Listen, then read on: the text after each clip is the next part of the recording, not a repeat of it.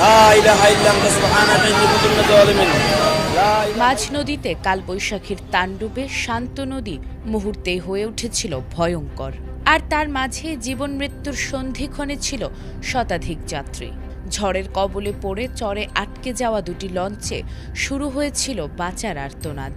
কয়েক ঘন্টার চরম অনিশ্চয়তা আর মানবেতর পরিস্থিতির পর অবশেষে মিলল স্বস্তির নিঃশ্বাস। কিন্তু সেই যাত্রীদের চোখে মুখে এখনো লেগে আছে মৃত্যুর আতঙ্ক।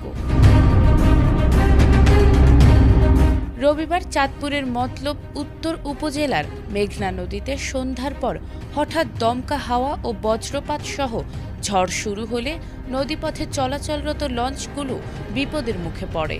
এর মধ্যে চাঁদপুর নারায়ণগঞ্জ রুটের এমভি সাথী ও এমভি সমতা নামের দুটি লঞ্চ ঝড়ের তাণ্ডবে চরাঞ্চলে আটকা পড়ে। তবে আটকা পড়লেও বড় ধরনের দুর্ঘটনা এড়ানো গেছে। স্থানীয় সূত্রে জানা গেছে, বিকেল 4টার দিকে চাঁদপুর থেকে ছেড়ে আসা এমভি সাথী লঞ্চটি বাহাদুরপুর চরের কাছে প্রবল ঝড়ে পড়ে নিয়ন্ত্রণ হারায়। এ সময় লঞ্চটির পাখার সঙ্গে কারেন্ট জাল জড়িয়ে গেলে চালক দ্রুত সিদ্ধান্ত নিয়ে লঞ্চটি চরে তুলে দেন। পরে যাত্রীদের স্থানীয় ট্রলারের মাধ্যমে নিরাপদে তীরে পৌঁছে দেয়া হয়। অন্যদিকে বিকেল 5টা 20 মিনিটে ষাটনল ঘাট থেকে ছেড়ে যাওয়া এমভি সমতা লঞ্চটিও বৈরী আবহাওয়ার কবলে পড়ে।